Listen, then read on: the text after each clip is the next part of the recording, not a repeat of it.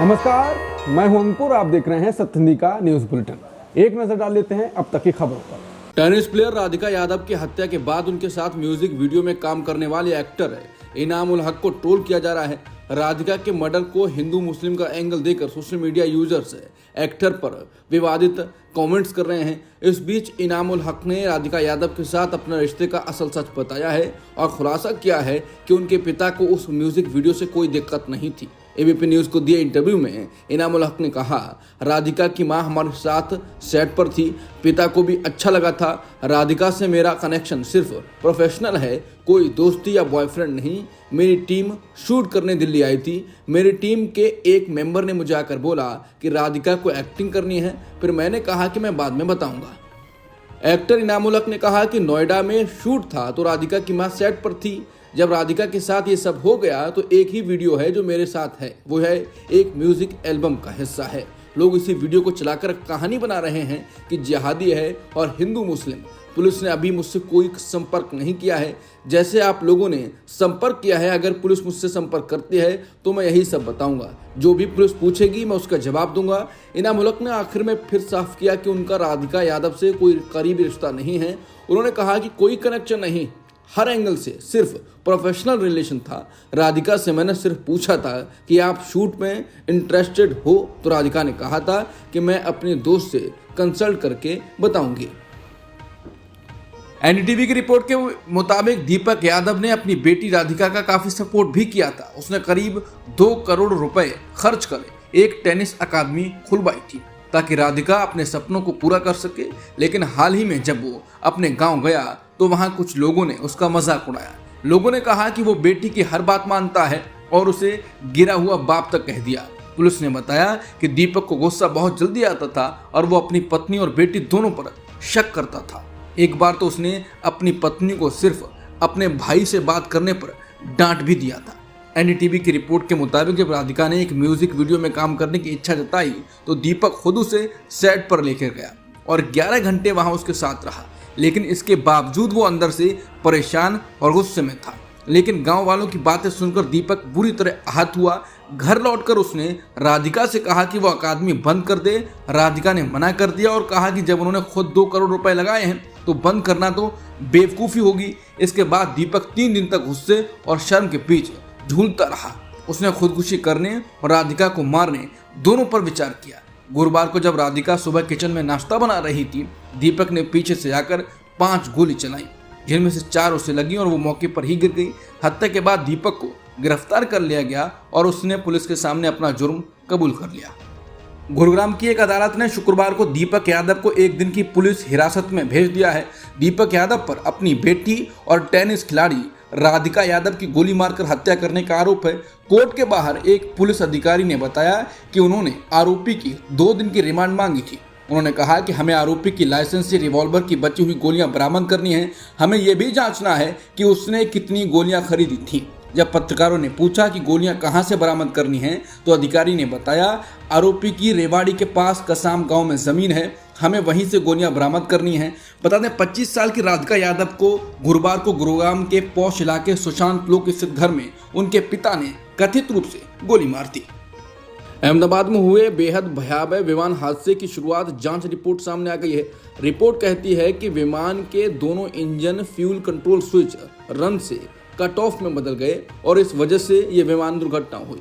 Aircraft accident investigation bureau यानी AAIB ने यह रिपोर्ट तैयार की है। इस जांच रिपोर्ट में कई बातें साफ कर दी गई हैं। जांच रिपोर्ट बताती है कि विमान हादसे के पीछे आखिर क्या वजह थी। ये हादसा अहमदाबाद के मेघानी नगर इलाके में हुआ था और इसमें प्लेन में सवार सिर्फ एक शख्स के अलावा अन्य सभी 241 लोगों की मौत हो गई थी। विमान हादसे में कुल 260 लोगों की मौत हुई थी।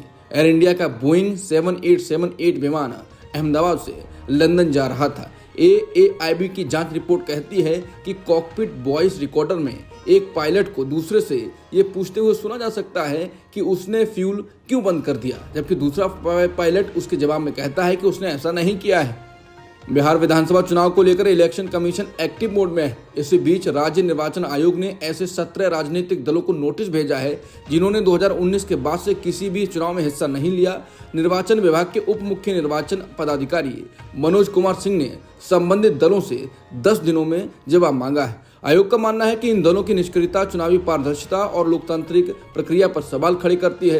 राज्य निर्वाचन आयोग ने साफ कहा है कि जिन राजनीतिक दलों को नोटिस भेजा गया है वो पिछले 6 साल से कोई भी चुनाव नहीं लड़े हैं। लोक प्रतिनिधित्व अधिनियम 1951 के तहत सभी रजिस्टर्ड पार्टियों को विशेष अधिकार और सुविधाएं मिलती हैं, लेकिन इन अधिकारों का लाभ उठाकर निष्क्रिय रहने वाले दलों को आयोग अब डिलीट करने पर विचार कर रहा है। बीजेपी नेता और महाराष्ट्र की देवेंद्र फडणवीस सरकार में मंत्री नीतीश राणे अपने विवादित बयानों के लिए जाने जाते हैं और इस बार उन्होंने मुसलमानों को लेकर विवाद खड़ा करने वाला बयान दिया। उन्होंने कहा कि गोल टोपी और दाढ़ी वाले उन्हें वोट नहीं देते हैं तो मैं उन उर्दू बोलने वाले लोगों का समर्थन क्यों करूंगा। इतना ही नहीं, उन्होंने मुसलमानों को हरा सांप तक कह दिया। न्यूज एजेंसी एनआई के मुताबिक नीतीश राणे ने कहा, गोल टोपी और दाढ़ी वालों ने मुझे वोट नहीं दिया, मैं हिंदुओं के वोट से विधायक बना हूं। अगर मैं हिंदुओं का समर्थन नहीं करूंगा तो क्या उर्दू बोलने वालों का समर्थन करूंगा। नीतीश राणे ने कहा, सभी मुस्लिम हरे सांप हैं, मुंबई का डीएनए हिंदू है, मैं हमेशा हिंदुओं का समर्थन करता रहूंगा।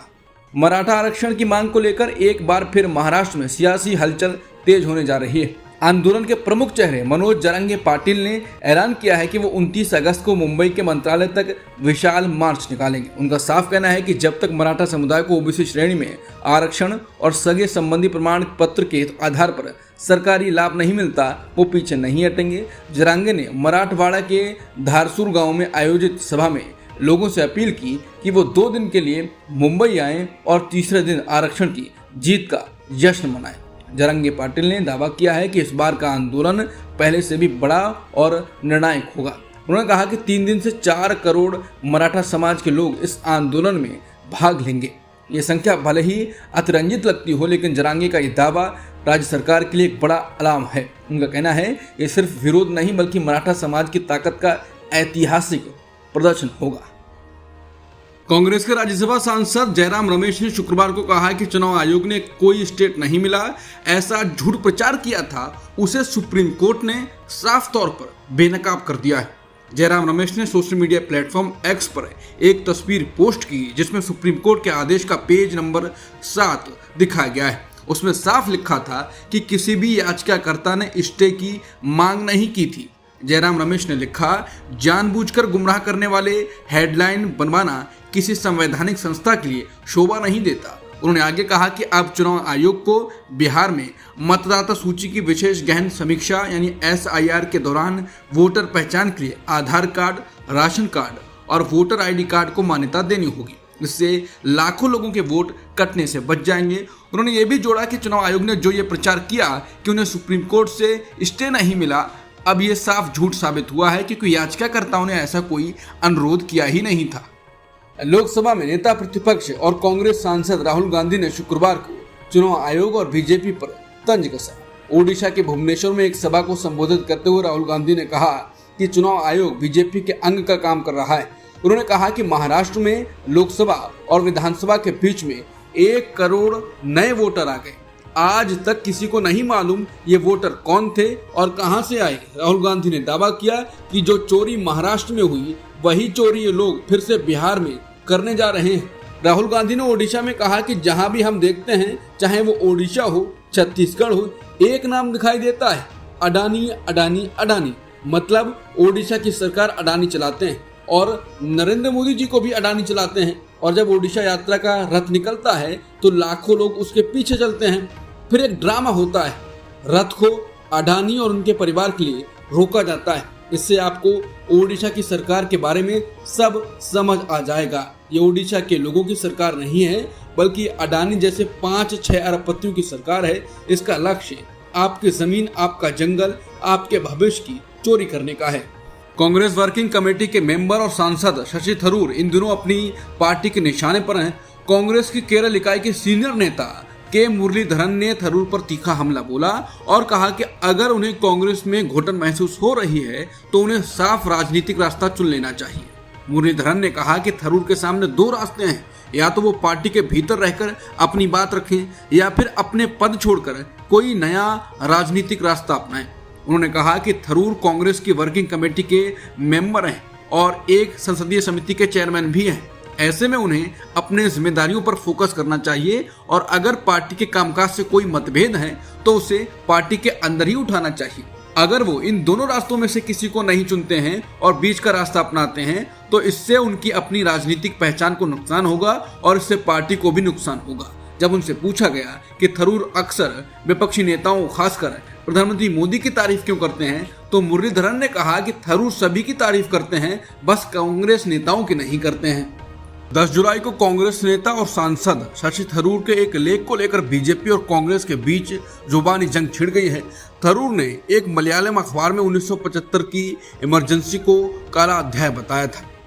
उन्होंने लिखा कि देश की जनता ने इमरजेंसी के दौरान हुए अत्याचारों का जवाब इंदिरा गांधी को बड़ी हार देकर दिया था। इस लेख के सामने आने के बाद कांग्रेस के ही एक सांसद मणिकम टैगोर ने बिना नाम लिए थरूर पर तंज कसा है। उन्होंने कहा कि जब कोई साथी बीजेपी की बातें दोहराने लगे तो वो पक्षी से तोता बन जाता है। उन्होंने कहा कि नकल चिड़ियों में प्यारी लगती है, राजनीति में नहीं। हालांकि उन्होंने उस साथी का नाम नहीं लिया, लेकिन थरूर का जिक्र किसी की नजरों से ओझल नहीं हुआ, क्योंकि पिछले महीने उन्होंने खुद कांग्रेस अध्यक्ष मल्लिकार्जुन खड़गे को जवाब देने के लिए चिड़िया वाली उपमा का इस्तेमाल किया था। वहीं बीजेपी ने इस मौके को भुनाते हुए कांग्रेस पर हमला बोल दिया।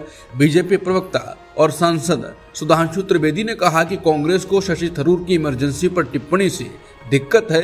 इसका मतलब है कि कांग्रेस आज भी इमरजेंसी जैसी मानसिकता को सही मानती है और उसे शर्म नहीं आती।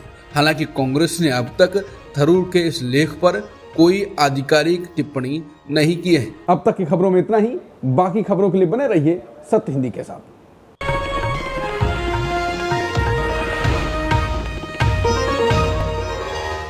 Copyright disclaimer under Section 107 of the Copyright Act 1976. Allowance is made for fair use for purposes such as criticism, comment, news reporting, scholarship, and research.